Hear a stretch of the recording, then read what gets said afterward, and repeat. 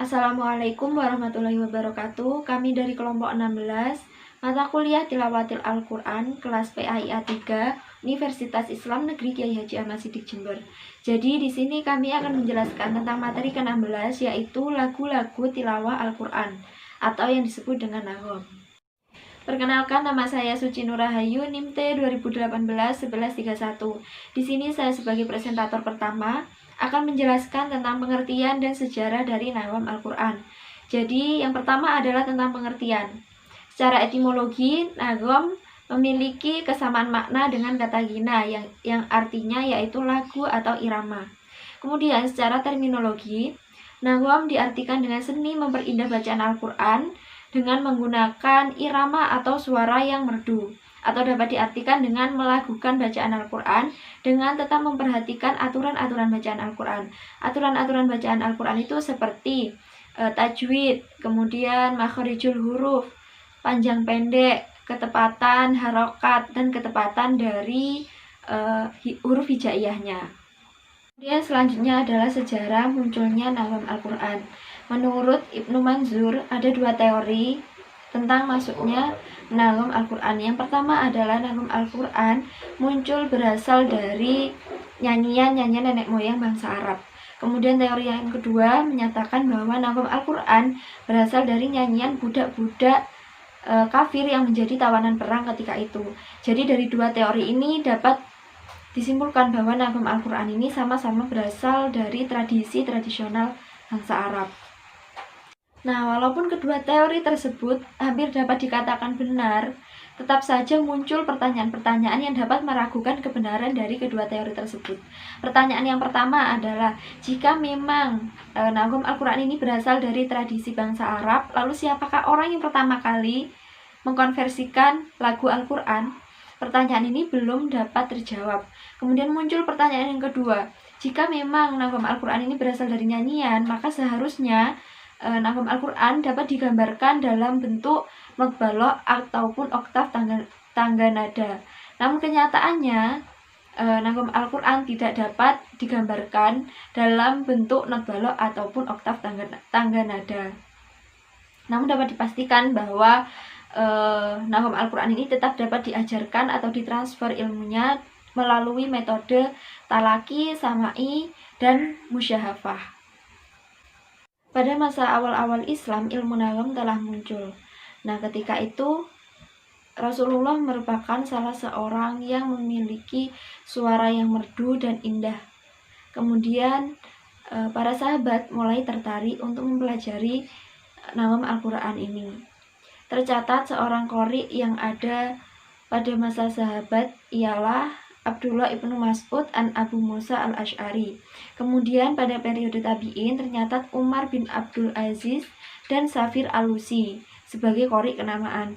Kemudian pada periode tabi'in dikenal nama Abdullah bin Ali bin Abdullah al-Baghdadi dan Khalid bin Utsman bin Abdurrahman.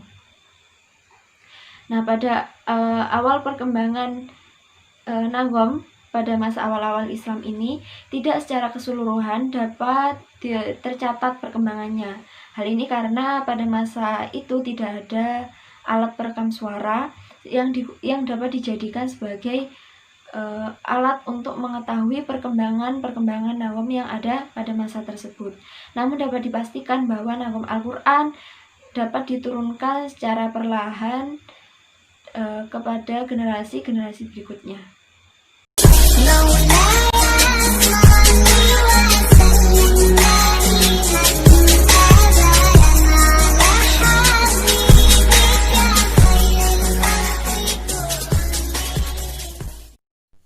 Baik, assalamualaikum warahmatullahi wabarakatuh. Perkenalkan, nama saya Dwi Santi Maimanah, NIM T 2018-1118.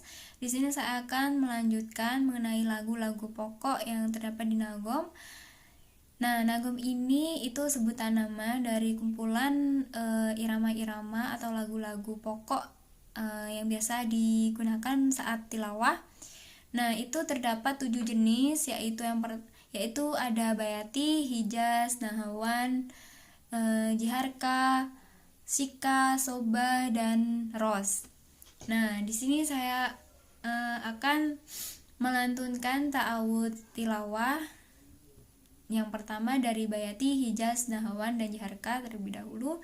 Sebelumnya teman-teman bisa diperhatikan di sini saya sudah memberikan tanda naik turunnya nada supaya mempermudah teman-teman juga dalam belajar melantunkan lagu-lagu tilawah. Nah, tanda di Bayati dan Hijaz itu zalnya itu di Bayati zalnya sudah naik, kalau Hijaz zalnya itu senada dengan yang depan. Kita coba Bayati. A'udzu, a'udzu. Nah, seperti itu. Hijaz itu zalnya senada dengan yang depan. A'udzu, a'udzu. Bayati. A'udzu billahi minasy syaithanir rajim. A'udzu billahi minasy syaithanir rajim. Hijaz. A'udzu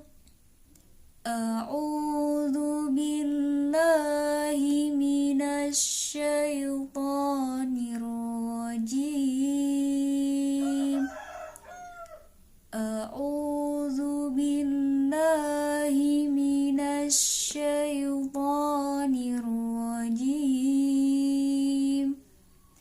Nahwan dan Jaharka. Nah, Nahwan dan Jaharka itu perbedaannya dari ain itu sudah naik. A'udzu, Nahwan ini ya. A'udzu billahi minasy syaithanir rajim. A'udzu billahi minasy syaithanir rajim. Jaharka itu ainnya bergelombang. A'udzu billahi minasy syaithanir rajim. A'udzu billahi minasy syaithanir rajim. Nah, irama yang selanjutnya itu ada sikah, ros, dan somba. Kita coba sikah. A'udzu billahi minasy syaithanir rajim. Lumayan cepat nadanya. Dari a'udzu itu datar. A'udzu billahi minasy syaithanir rajim. Tonnya itu naik, tonir rajim. A'udzu billahi minasy syaithanir rajim. Kemudian ros. Ros ini dari a'udzu itu naik. A'udzu billahi minasy syaithanir rajim.